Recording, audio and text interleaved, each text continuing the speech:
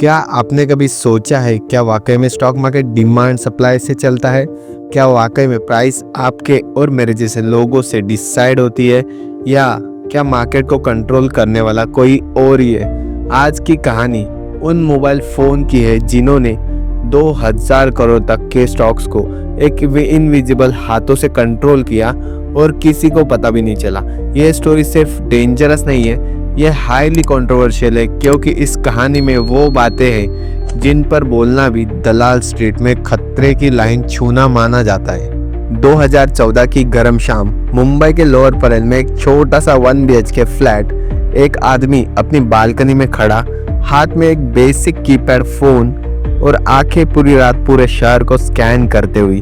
उसका नाम अरविंद नारंग, लेकिन बाजार उसे किसी नाम से नहीं जानता था। वो सिर्फ एक अफवाह थी, गोस्ट ऑपरेटर। वो स्टॉक मार्केट का एक ऐसा खिलाड़ी था जो सेबी का रडार में नहीं आता था, और क्योंकि उसके पास न डीमैट था, न कोई ट्रेडिंग अकाउंट, न कोई पैन, कुछ भी नहीं, सिर्फ 9 मोबाइल फोन्स और पूरा 2000 करोड़ का एम्पायर उसके इशारे पर नाचता था। अरविंद ने 9 फोन्स अलग अलग कामों के लिए डिवाइड किए थे।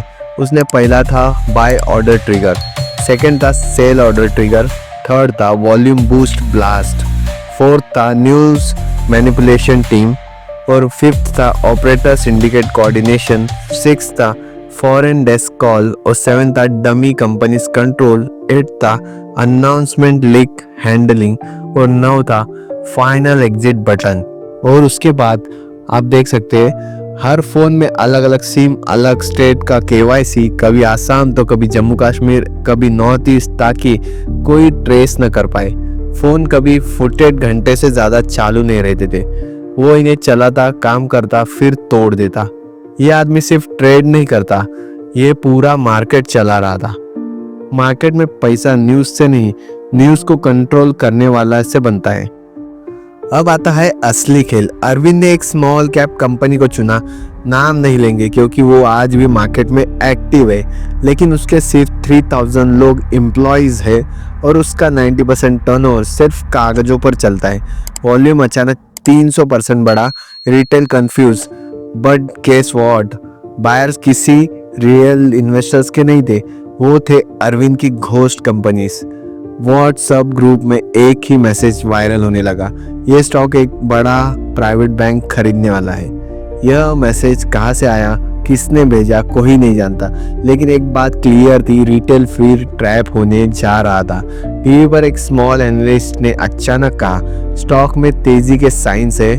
एनालिस्ट की लैंग्वेज स्क्रिप्टेड लग रही थी क्योंकि उसने बिल्कुल वही 3 पॉइंट्स बोले जो अरविंद ने एक दिन पहले अपनी चौथे फोन से भेजे थे। मार्केट डिमांड सप्लाई से चलता है, ये सिर्फ किताबों की बातें है। रियलिटी ये है कि डिमांड और सप्लाई भी कंट्रोल किए जाते हैं, और उन्हें कंट्रोल करने वाले टीवी पर नहीं आते। अरविंद का काम एक चीज पर चलता है, fear plus greed is equal to profit, और यही 2 भावनाएं उसके सबसे बड़े हथियार थे। जब स्टॉक में रिटेल का भरोसा आ गया, अरविंद ने अपना एग्जिट प्लान एक्टिव किया। फोन नंबर 9 से उसने एक सिग्नल कोड भेजा, 10 ब्रोकर्स को, 4 फॉरेन एंटिटीज को और 6 डमी अकाउंट्स को। विद इन 17 मिनट्स पूरे 900 करोड़ के सेल ऑर्डर क्वाइटली एग्जीक्यूट हो गए। प्राइस गिरना शुरू हुआ, रिटेल घबर गया। न्यूज चैनल ने प्रॉफिट बुकिंग बताया, लेकिन सच ये एक इनविजिबल एग्जिट था जो 17 मिनट में 900 करोड़ निकाल सकता था। वो मार्केट को कभी फेयर रहने नहीं देगा। मार्केट को प्रोटेक्ट करने वाले ही कई बार मार्केट को कंट्रोल करते हैं। रिटेल इन्वेस्टर्स ने शिकायत की, सेबी ने इन्वेस्टिगेशन शुरू किया, मल्टीपल एक्सचेंजेस को डेटा भेजा गया, कॉल लॉग्स चेक हुए, लेकिन हर फोन या तो डिस्ट्रॉयड था या फिर सिम डीएक्टिवेट था। कुछ ब्रोकर्स ने वॉइस क्लिप रिकॉर्ड की थी, लेकिन वॉइस इतनी डिस्टॉर्टेड थी कि फॉरेंसिक भी मैच नहीं कर पाया। अरविंद जैसे ऑपरेटर सेबी से डरते नहीं क्योंकि वो जानते हैं कि सेबी रिटेल का नुकसान रोक सकता है, लेकिन मैनिपुलेशन कभी नहीं रोक सकता। अरविंद सिर्फ एक स्टॉक नहीं चलाता था, उसके पास पूरे 46 कंपनीज का नेटवर्क था। उसके पास इंडिया के 11 राज्यों में 96 शेयर कंपनीज थी, 26 ब्रोकर्स उसके साइन पर ऑर्डर्स डालते थे और 3 न्यूज़ पोर्टल साइलेंटली काम करते थे।